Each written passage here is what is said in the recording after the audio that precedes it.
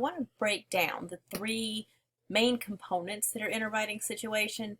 Every time you go sit down to write, or you start to have a conversation, or you're planning a presentation, any sort of writing or communication situation, you have a kind of context or reason that you're doing it. It could be, for a class, you're submitting an article for a certain reason, you're conducting a study.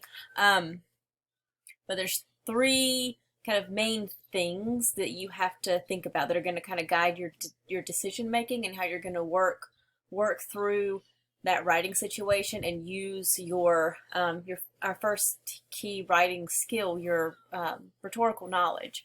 And the first one is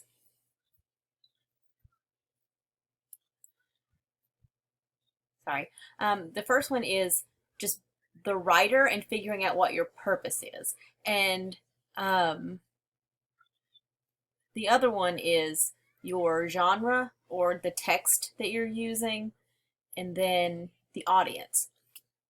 So when I'm thinking about the writer or the purpose, sometimes I'll say, I'll ask you, what is your end game? What is your goal?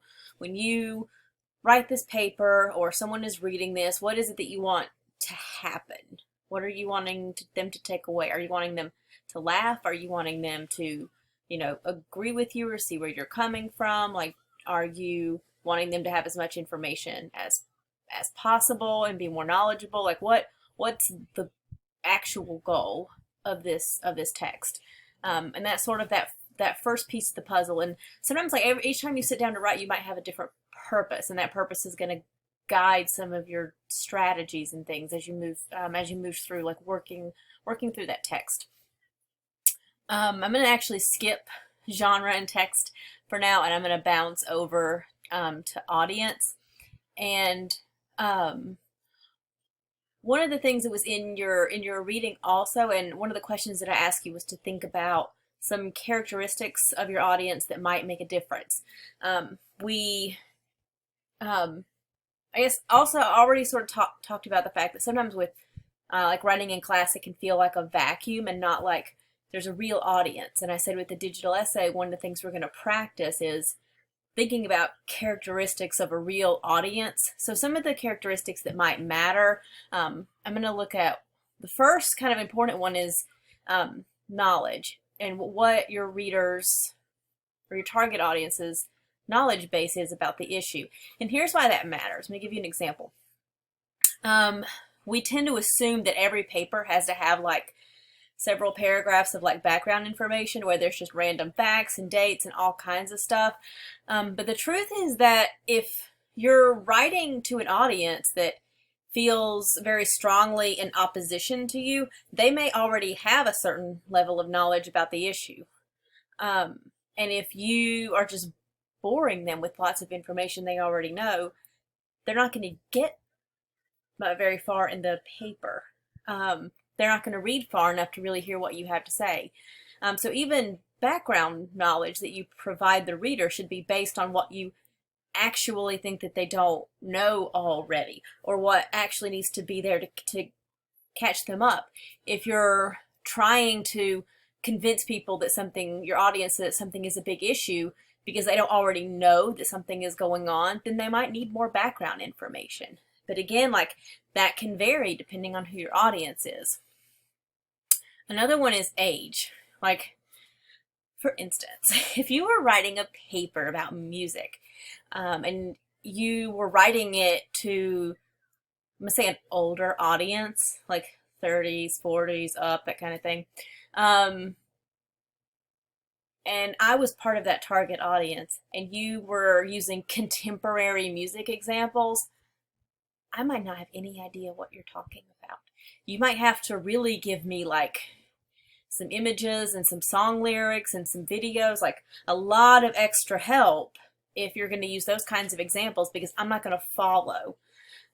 Whereas if you're going to talk to, an audience of your peers, you might be able to just throw out names with less information, and they're gonna know what you're talking about and be able to follow, because you're part of that same group and you have that shared sort of knowledge base. So age can kind of make a difference too. I'm going to throw in a couple of other characteristics. Um, Ethnicity, religion, values, politics. With religion, it could be, does your audience have a specific religion or tend toward a specific religion? Or if not a religion, a specific maybe set of values that might make them interpret the information a certain way, or make them, feel a certain way, or have a certain concern about the issue. Politics, if you're writing about something that's like definitely a political issue, your audience's political affiliation is going to determine possibly their knowledge base, what kind of media they're watching, their concerns, that kind of thing. Culture, gender, socioeconomic status. And you might not think about all of these characteristics every time you sit down to write, but you might be working on a certain issue that's of a political nature, and so your audience's possibly knowledge, their political affiliation, possibly their religion or values, maybe even their age. Those are characteristics of your audience that might make a difference. It might make you have to make certain choices about what content you need to include, what kind of examples you need to include, how much background, catching up needs to be there, what kind of tone you need to use. So all those kinds of things can kind of make a difference. Because remember, the goal is always to achieve this end game, not just to write in a vacuum. The final piece of this is the genre and the genre and the text. And when I say genre, I kind of just mean the type of text. Like, are you writing? Is this a blog? Is this a presentation? Is this an essay, an article? Is this like a conversation? And those kinds of things are gonna determine some stuff. I don't know if you've looked at a blog, a presentation, an article, had a conversation, written a text, written a lab report, and annotated bibliography. They're all wildly different because they have some different rules. We talked about that a little bit with knowledge of conventions and how like what is good and what's expected in different fields and different genres can kind of vary. When we looked at the ransom note, we talked about this genre has this purpose to get money and not to get caught, and these are the rules you're supposed to follow. So some of the rules or the expectations for that genre can be style, tone, like are you supposed to be funny? Is this conversational, casual? Is this supposed to be super objective? Can you use I? Personal experience, is it acceptable? What is your citation style going to be? What's the order of ideas perhaps it's going to be most expected? It might tell you content, like here's what you use this genre to talk about, here's what you include. Graphics, format, how it looks. Citations, oh, I said that twice, haha, citations. And then grammar rules can vary a little bit depending on the genre, and we'll talk about that a little bit more.